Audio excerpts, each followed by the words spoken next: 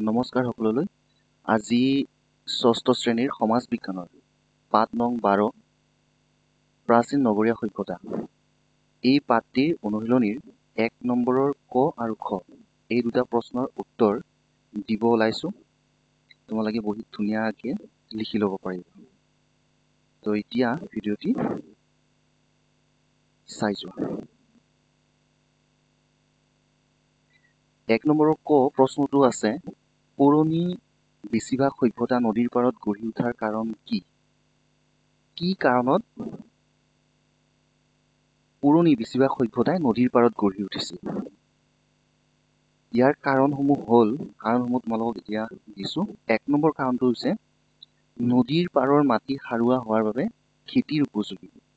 যে নদীৰ পাৰৰ মাটিবিলাক সাৰুৱা হয়, খেতিৰ কাৰণে যথেষ্ট ভাল। সেইকাৰণে প্ৰাচীন সভ্যতাবিলাক নদীৰ পাৰতে গঢ়ি উঠিছিল। ২ নম্বৰ কাৰণটো হ'ল নদীৰ পৰা পানী নি পথাৰৰ শস্যত দিব পৰাৰ ব্যৱস্থা কৰিব পাৰিছিল। যে যিসকলে খেতি বাতি কৰিছিলে তেওঁলোকৰ শস্যত পানী দিবৰ কাৰণে নদীৰ পৰা পানী নি পেলাই তেওঁলোকে দিছিলে। যে নদীৰ পৰা পানী নিবৰ কাৰণে সহজ হয়, সেইটো কাৰণে নদীৰ পাৰত তেওঁলোকে নিজৰ বাসগৃহবিলাক বা বসতিবিলাক স্থাপন কৰিছিল। তাৰপিছত ৩ নম্বৰ কাৰণটো আছিলে নদীৰ পাৰত সাধাৰণতে প্ৰচুৰ ঘাঁহ বন গজে আৰু সেইবোৰক পোহনীয়া জীৱ জন্তুৰ খাদ্য হিচাপে ব্যৱহাৰ কৰিব পাৰি। খেতিত যিবোৰ জীৱ জন্তু তেওঁলোকে ব্যৱহাৰ কৰিছিলে বা পোহনীয়া যিবোৰ জীৱ জন্তু আছিলে, ঘাঁহ খোৱা জীৱ জন্তু, সেইবিলাকক সিহঁতে ধুনীয়াকৈ নদীৰ পাৰৰ ঘাঁহবিলাক খুৱাব পাৰিছিল। সেইটো কাৰণে নদীৰ পাৰত তেওঁলোকে বাসগৃহবিলাক বনাইছিলে। ৪ নম্বৰ, পোহনীয়া জীৱ জন্তুক খুৱাবৰ কাৰণে আৰু নিজৰ ব্যৱহাৰৰ কাৰণে মানুহে নদীৰ পৰাই পানী পাইছিল। যিবিলাক পোহনীয়া জীৱ জন্তু আছিলে, গৰু ছাগলী, সেইবিলাকক আৰু নিজৰ ব্যৱহাৰৰ কাৰণে কাপোৰ ধোৱা, গা ধোৱা, এইবিলাকৰ কাৰণে নদীৰ পৰাই পানী ব্যৱহাৰ কৰিছিল।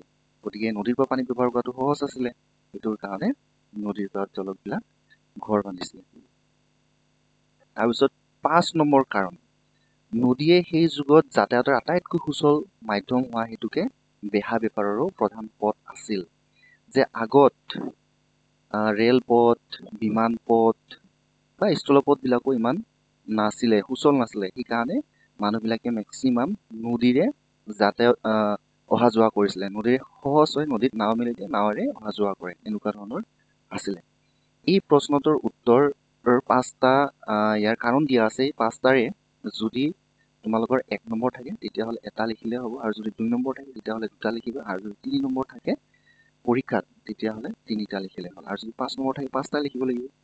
ঠিক আছে। এতিয়া আহিছোঁ খ নম্বৰ প্ৰশ্নটোলৈকে। খ নম্বৰ প্ৰশ্নটো আছে সিন্ধু উপত্যকা সভ্যতাৰ নগৰ পৰিকল্পনাৰ বিষয়ে চমুকৈ লিখা। সিন্ধু উপত্যকা সভ্যতাৰ সময়ত নগৰবিলাক কেনেদৰে বনাইছিলে, তেওঁলোকে কেনেকুৱা ধৰণৰ প্লেনিং কৰিছিলে, কেনেকুৱা ধৰণৰ পৰিকল্পনা কৰিছিলে, কেনেকুৱা ধৰণৰ পৰিকল্পনা কৰিবলৈ বনাইছিলে তাৰ বিষয়ে। উত্তৰটো চাই যোৱা। ৩ নম্বৰ বা ৪ নম্বৰৰ কাৰণে এইটো উত্তৰটো হ'ব, গতিকে অকণমান লিখিব লাগিব। সিন্ধু উপত্যকা সভ্যতাৰ নগৰ পৰিকল্পনা আধুনিক যুগৰ নগৰসমূহৰ দৰেই আছিল। বৰ্তমান যেনেকুৱা ধৰণৰ নগৰবিলাক আছে, নগৰবিলাকত বৃহৎ ডাঙৰ অট্টালিকাবিলাক থাকে, ৰাস্তাবিলাক আহল বহল পকী হয়, নলাৰ নৰ্দমা থাকে, ফুটপাথ বুলি কওঁ আমি, সেইবিলাক থাকে। তো তেনেকুৱা ধৰণৰে আছিলে সেই সিন্ধু উপত্যকা সভ্যতাৰ নগৰৰ পৰিকল্পনাবিলাক। তাৰপিছত চহৰৰ আলিবাটবোৰ সুপৰিকল্পিত আৰু আহল বহল আছিলে। ৰাস্তাৰ কাষে কাষে নলা নৰ্দমাৰ ব্যৱস্থা আছিলে। নলা নৰ্দমাৰ ওপৰত ঢাকনি আছিল, আৰু ঢাকনিবোৰ সহজে খুলিব পৰা ব্যৱস্থা আছিল। সেইবিলাক ঢাকনি খুলি পেলাই যাতে ক'ৰবাত যদি নলাৰ নৰ্দমাত জাবৰ জমা হৈ থাকে বা ফচি থাকে, তেতিয়াহ'লে এইবিলাক চাফা কৰি দিব পাৰিছিলে, বা নলাটো চাফা কৰাৰ কাৰণে এইবিলাক ঢাকনিবিলাক দিছিলে। তাৰপিছত পানী যোগান ব্যৱস্থাও বিজ্ঞানসন্মত আছিলে। পানী যোগান ব্যৱস্থাটো বিজ্ঞানসন্মত আছিলে। টেপ আছিলে, নলা আছিলে, ধুনীয়াকৈ সেইবিলাকৰ পৰা ল'ব পাৰিছিলে পানীবিলাক। তো তেনেকুৱা ব্যৱস্থা আছিলে। তাৰোপৰি এই সভ্যতাৰ গৃহসমূহ যেনে বৃহৎ অট্টালিকা, সাধাৰণ মানুহৰ ঘৰ আৰু গা ধোৱা ঘৰ, এনেকুৱা ধৰণৰ গৃহবিলাক আছিলে। ডাঙৰ ডাঙৰ অট্টালিকাবিলাকো আছিলে সেই সময়ত। সাধাৰণ শ্ৰেণীৰ মানুহৰ ঘৰবিলাকো আছিলে আৰু লগতে গা ধোৱা ঘৰো আছিলে। ঘৰৰ আৱৰ্জনা পেলাবলৈ ঘৰে ঘৰে আৱৰ্জনা ৰখা পাত্ৰৰ ব্যৱস্থা আছিল, যে যিমানবিলাক ঘৰুৱা আৱৰ্জনা আছিলে সেইবিলাক য'তে ত'তে পেলাই দিয়া নাছিলে। তাৰ কাৰণে মানে পাত্ৰ আছিলে, ডাষ্টবিন বুলি যে কওঁ আমি, এই ডাষ্টবিনবিলাক আছিলে। সেই ডাষ্টবিনত ধুনীয়াকৈ ৰাখিছিলে। পিছত সেইবিলাক লৈ গৈ অন্য ঠাইত পেলাই দিছিলে। প্ৰতি ঘৰৰ লগতে গা ধোৱা ঘৰৰ ব্যৱস্থা আছিল। আমি যে কোনো বাথৰুম ইংৰাজীত, সেই বাথৰুম প্ৰত্যেক ঘৰতে আছিলে সিন্ধু উপত্যকা সভ্যতাৰ সময়ত। আজি এই দুটা প্ৰশ্নৰে উত্তৰ দিলোঁ, আৰু পিছত পিছৰ ভিডিঅ'ত বাকীকেইটা প্ৰশ্নৰ উত্তৰ দিম। আজিলৈ ইমানতে সামৰিছোঁ। নমস্কাৰ।